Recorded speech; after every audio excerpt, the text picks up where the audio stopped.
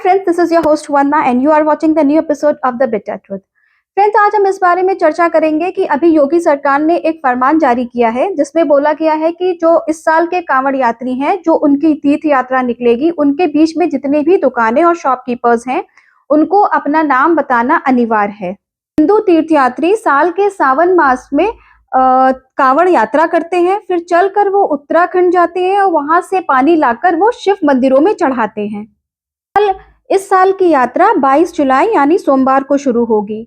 अब मुजफ्फरनगर के पुलिस ने भक्तों के बीच में कोई रुकावट ना आए और कोई भ्रम ना पैदा हो, इसलिए उन्होंने ये फरमान जारी किया है। जिले में कांवड़ यात्रा मार्ग के किनारे स्थित जितने भी होटल, ढाबा या जितने भी शॉप्स हैं, उनके मालिक और कर्मचारियों को अपने नाम प्रदर्शित करने होंगे।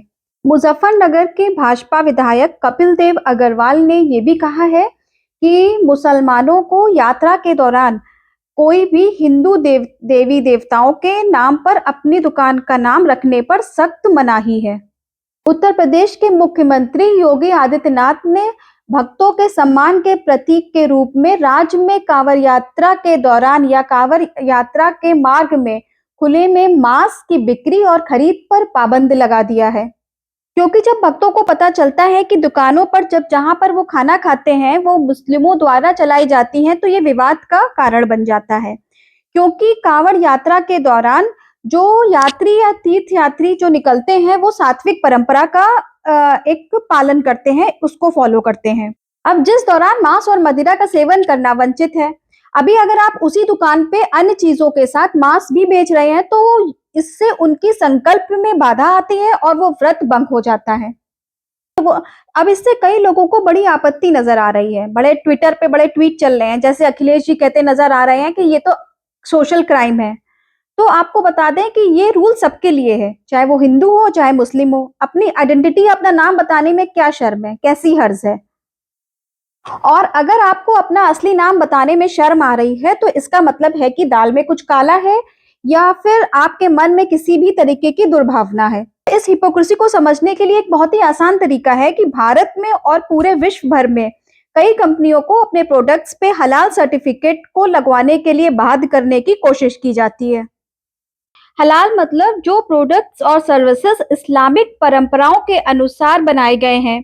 और शॉर्ट में आप ये समझिए कि बेसिकली ये मीट पे एप्लीकेबल है, जिसे काटते समय वो अपने बेसिक कुछ रिचुअल्स फॉलो करते हैं या परफॉर्म करते हैं। लेकिन अब चालाकी से वो वेज प्रोडक्ट्स पे भी लागू करते हैं, जैसे कि भारत में पतंजलि और हल्दीराम के प्रोडक्ट्स पे ये बाध्यता है। और जिन प्रोडक्ट्स पे हलाल सर्टिफिकेट नहीं होता उनको मुस्लिम समुदाय पूरी तरीके से बहिष्कार करता है। हलाल सर्टिफिकेट की बाध्यता इस्लामिक और नॉन इस्लामिक कंपनी में समान रूप से करने की कोशिश की जाती है। और इन कंपनियों के प्रोडक्ट्स बहुत सारे ऐसे हैं जिनका मांस से कोई लेना देना तक नहीं है, लेकिन फिर भी वो हलाल सर्टिफिकेट्स के बिना मार्केट में आसानी से बिक नहीं सकते। इस हलाल सर्टिफिकेट का उद्देश्य ही यही है कि मुस्लिम समुदाय को पता चले कि कौन सा प्रोडक्ट खरीदना है और कौन सा नहीं। और इसके पीछे पूरा एक इकोसिस्टम है जिससे मुसलमानों को काफी हद तक फायदा होता है, आर्थिक रूप में भी और रोजगार के रूप में भी। अब भाई, एक तरफ आपको हलाल भी चाहिए और दूसरी तरफ सिर्फ आपसे ये कहा जा रहा है कि आप अपना नाम और आइडेंटिटी बता दो, तो उसमें आपको दिक्कत है। और सबसे मजे की बात यह है कि इसमें ऑपोजिशन को बहुत मजा आ रहा है, वो बोल रहे हैं सोशल क्राइम है। भाई, कहाँ से सोशल क्राइम है? इसमें तो हिंदुओं पर भी ये चीज लागू है कि अपना नाम बताओ, और मुसलमानों पर भी लागू है। बहुत ही अच्छा वेलकम स्टेप है जो हिंदुओं के हित में लिया गया है और ये पूरी तरीके से जस्टिफाइड है और हम सरकार के साथ खड़े हैं। और भाई, जिसको दिक्कत है तो सबसे पहले वो आगे आए और हलाल सर्टिफिकेट को खत्म करे जो बेकार में सब पे थोपा जाता है।